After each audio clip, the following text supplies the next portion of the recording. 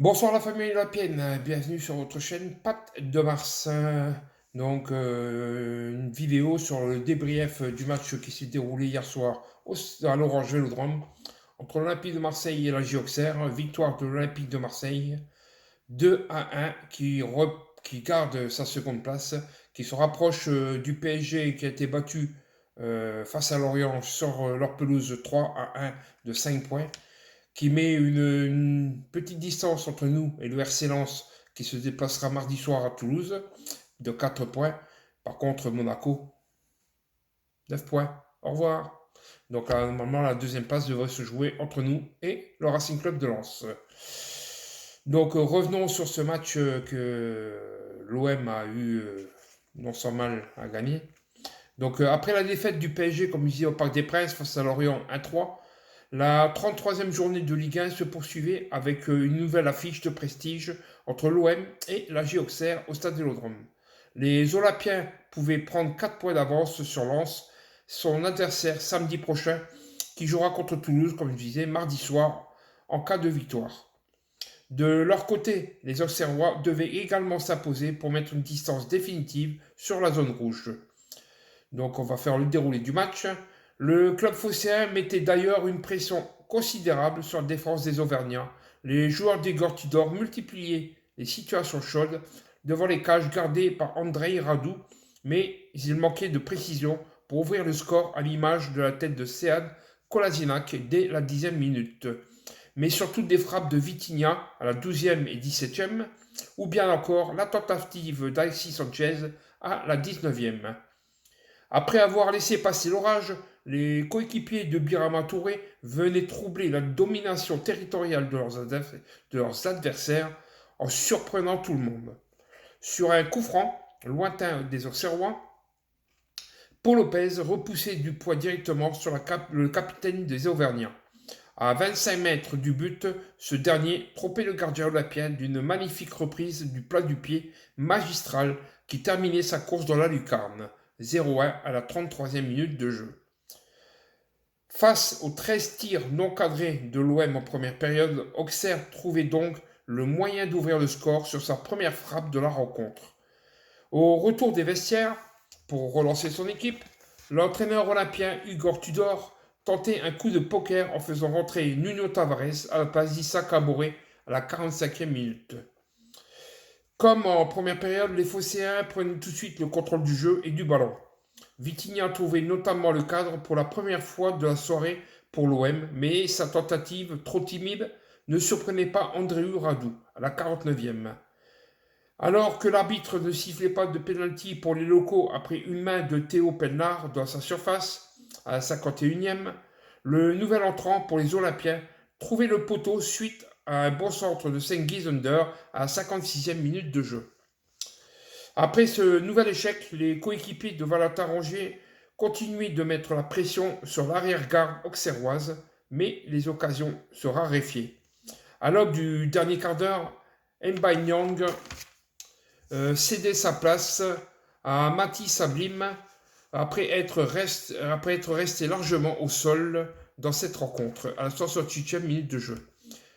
Quelques minutes plus tard, c'est Dimitri Payet et Matteo Guendouzi qui faisaient leur entrée sur la pelouse pour dynamiter cette fin de match à la 70e minute.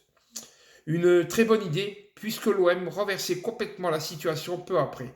Sengizunder s'imposait tout d'abord dans la surface et décochait une frappe imparable pour battre enfin le portier auxerrois, un partout à la 75e minute de jeu. Dans la foulée, Matteo Guendouzi trouvait Alexis Sanchez dans le dos de la défense et le Chilien faisait exulter le Vélodrome en trouvant la faille pour valider ce retournement de situation incroyable, 2-1 à la 77e minute de jeu. Victime d'un très gros coup sur la tête, Auxerre n'arrivait pas à inverser la tendance malgré une belle frappe dans le temps additionnel arrêtée par Paul Lopez dans 90 plus 2.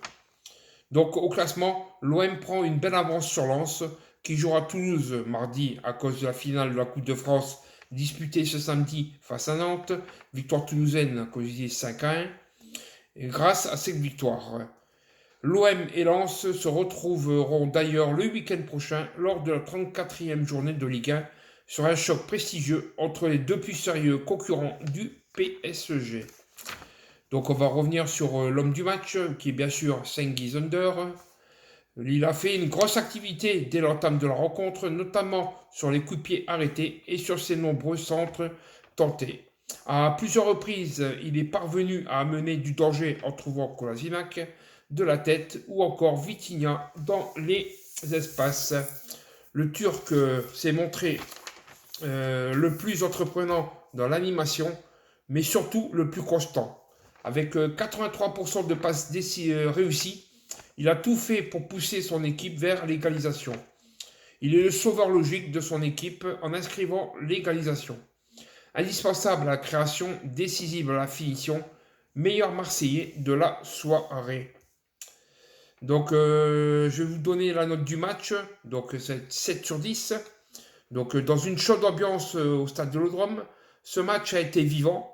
Alors que l'OM a largement dominé les débats sans trouver la faille en début de rencontre, la Auxerre a été efficace sur sa seule occasion de la première période.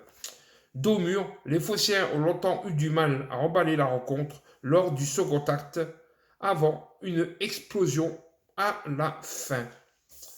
Donc, je vais vous donner les notes des joueurs de l'OM. Paul Lopez, 5,5. Samuel Gigot, 6. Chancel Mbemba, 5,5. Qui a été remplacé par Matteo Guendouzi à la 70e. Kolasinac, 6. Qui a été remplacé par Balerdi à la 90 plus 2. Klos, 7,5. Verrotou, 7. Rongier, 6. Caboret, 4,5. Qui a été remplacé par Nuno Tavares, qui a eu pour la deuxième mi-temps une note de 4,5 à la 45e minute de jeu. Sanchez 7 et Vitinha 3, qui a été remplacé par Payet à la 70e minute de jeu. Donc, victoire très importante de l'Olympique de Marseille, qui conserve d'une part sa seconde place, qui met, en attendant, comme je vous ai dit, le match de Lens mardi à Toulouse, Lens à 4 points, qui met Monaco maintenant le 4e à 9 points, et qui recolle sur le leader parisien de 5 points suite à sa défaite sur leur pelouse face à Lorient, 3-1. Donc prochain déplacement de l'OM, ça va être samedi prochain à 20h ou 21h au stade Félix Bollaert à Lens. Un choc très attendu. Un match qui devrait tenir toutes ses promesses. Un match que nous, on attend impatiemment, parce que si victoire il y a, ça voudrait dire que l'OM serait pratiquement définitivement sûr de finir sur la deuxième marche du podium et de distancer ses poursuivants carrément. Donc, parce qu'après, vu ce qu'on a, à part le dépassement à Lille, on reçoit Angers, le dernier. On reçoit Brest, qui est aussi dans la zone rouge et qui recevra Nantes mercredi soir pour essayer de sortir de la zone de relégation. Et dernier dépassement, ça va être pareil. Un club qui va être aussi relégué, Ajaccio. Donc je ne vois pas comment l'OM ne pourrait pas finir maintenant sur cette deuxième marche qualificative directement à la Ligue des Champions pour la saison prochaine. Donc si cette vidéo vous a plu, n'oubliez pas d'y mettre le petit pouce qui permet de faire avancer sur la chaîne. De vous abonner également à ma chaîne si ce n'est pas déjà fait.